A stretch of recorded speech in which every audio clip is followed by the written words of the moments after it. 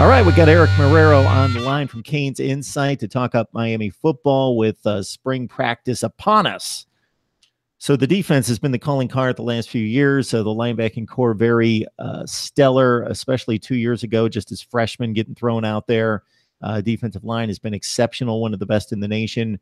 Of course, the turnover chain has been the deal that everybody looks to each and every game. So I don't know if that's going to carry the same swag as it kind of wears off possibly, but we'll see. But obviously it took the college football landscape by storm.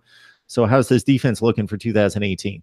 I think a lot of people are going to be surprised by this defense, in my opinion, because the major concern for them is the defensive line, because Miami only brought in 2 defensive tackles coming into this cycle. A guy like Nessa Silvera, who's one of the top-rated guys in the nation, and then another guy like Jordan Miller, who was a prospect that wasn't even heard of until 2 weeks before signing day, and Miami lands him. And I know a couple people in that area where he's from. He's from the same school as Bradley Jennings Jr. that Miami signed. His dad played at FSU.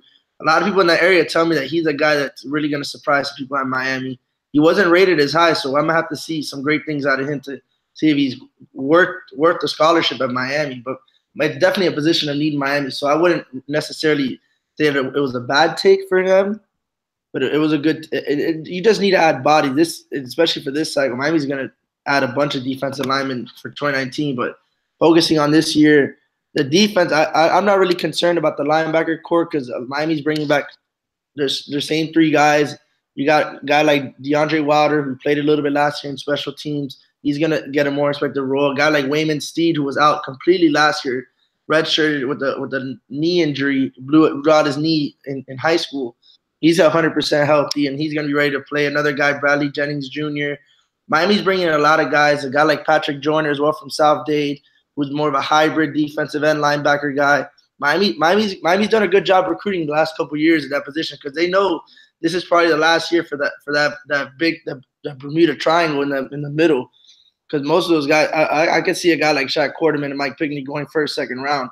Zach McLeod's another guy who's really good. And then the position I think that's going to surprise a lot of people this year is going to be the secondary, because Miami brought in a lot of top talent in the secondary. You lose a guy like Josh Jobe to Alabama.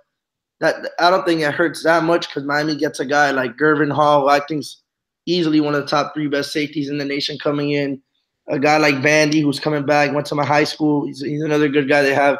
Miami just loading up on a lot of guys that are just they have a lot of guys on the safety position and corners that can actually play linebacker just by their size. So Miami's going to have a lot of heavy hitters out there this season.